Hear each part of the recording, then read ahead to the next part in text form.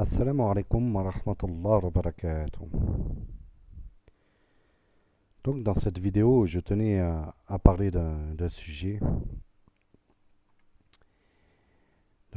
pour les musulmans de France. Car je ne comprends pas une chose, c'est pourquoi ces musulmans en France s'obstinent à vouloir rester dans un pays comme la France et en même temps à manifester ou à ne pas accepter les règles et les lois de ce pays. Ils sont libres de partir. Ils sont libres de quitter ce pays et d'aller dans un pays musulman. Encore mieux, d'aller dans un pays musulman où il y a la charia. Mais en fait, est-ce qu'ils ne craignent pas ces pays musulmans et cette charia? Et s'ils craignent cette charia, peut-être parce qu'ils ont une pratique religieuse un peu spéciale, non? Et c'est vrai que la France, il y a de la liberté. On peut faire un peu comme on veut. On peut pratiquer un islam, entre guillemets, modéré, même si ça veut rien dire. Il n'existe qu'un seul et unique islam. Celui qu'Allah nous a prescrit.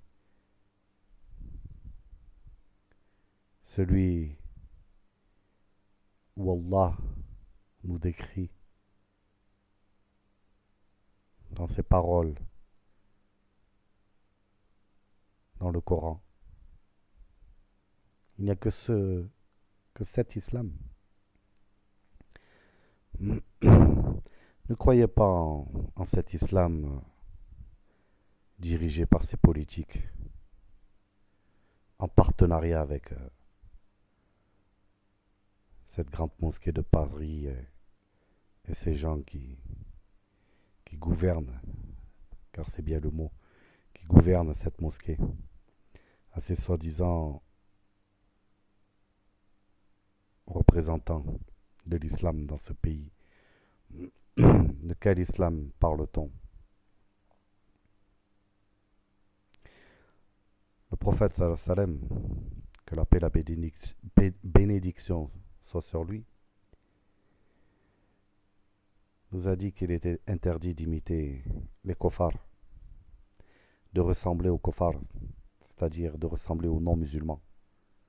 C'est un devoir à chaque musulman de ne pas ressembler, de ne pas imiter les non-musulmans. Et le hadith est clair, le hadith est sahih. Il est authentique, il n'est pas faible, il n'est pas je ne sais quoi.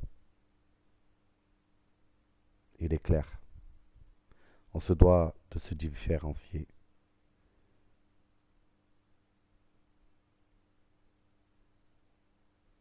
Ce n'est pas interdit aux non-musulmans de devenir musulmans. L'islam est ouvert à tous. Par contre, il nous est interdit en tant que musulmans de devenir non-musulmans. Et comment devient-on non-musulman? Soit d'un coup, soit petit à petit. Et c'est en ressemblant qu'on peut perdre notre identité, qu'on peut perdre cette religion qu'Allah nous a donnée.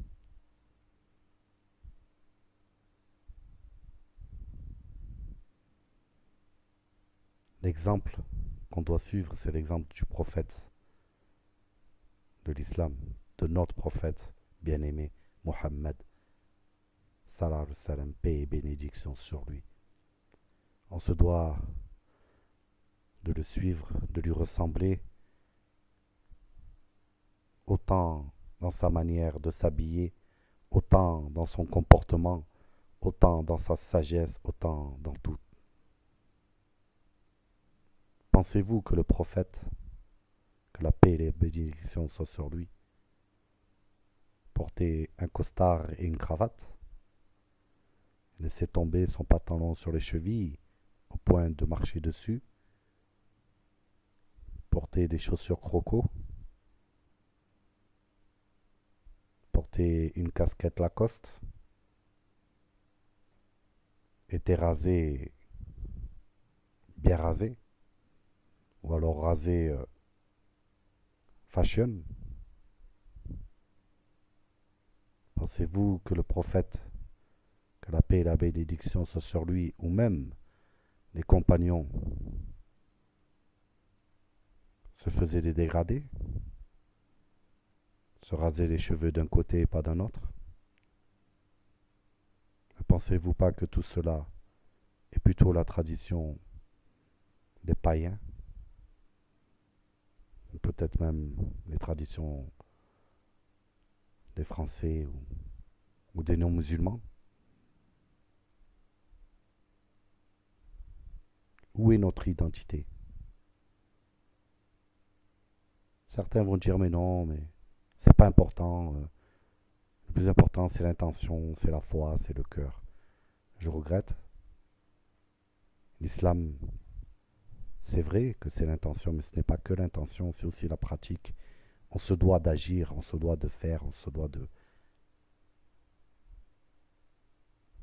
d'apprendre pour faire aussi.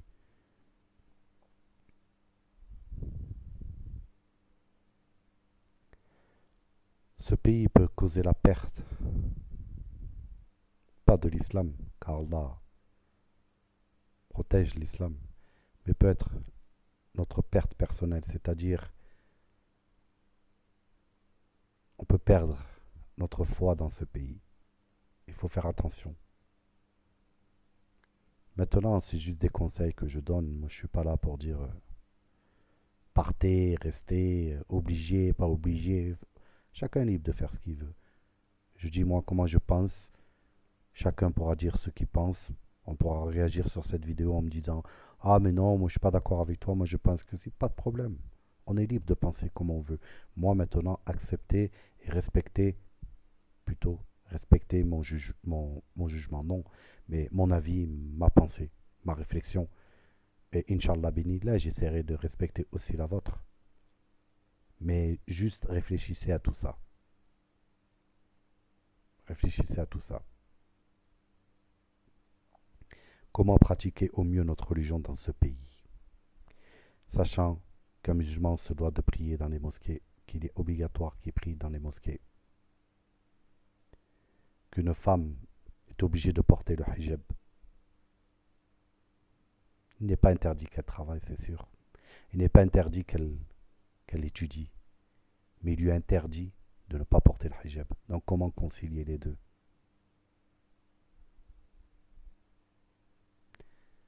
Un musulman se doit de s'habiller selon la tradition. Comment faire cela dans ce pays? À vous de me dire. Bref, beaucoup de choses restent à dire, Inch'Allah. Assalamu alaikum wa rahmatullahi wa barakatuh.